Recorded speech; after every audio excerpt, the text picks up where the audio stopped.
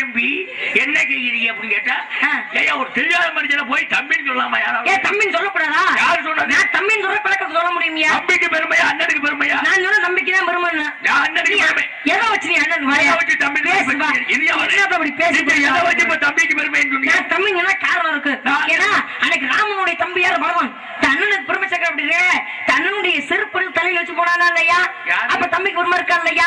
விஷயத்துல ராவணனுடைய தம்பி கும்பகர்ணன் அண்ணனை செஞ்சு விட்டு தீக்கிரம் அப்படி இருக்க நான் உயிரை விடலையா? அப்ப தம்பிக்கு வருமா இல்லையா?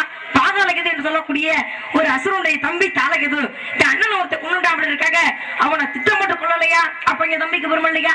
அழகு என்று சொல்லக்கூடிய அண்ணனாகப்பட்டவன் மாது சூதுங்க ரெண்டுலயுமே ரொம்ப ஆசையா இருக்கேன் அப்படி இருக்கா, அவனை திருத்தலையா? அப்ப தம்பிக்கு வருமா இல்லையா?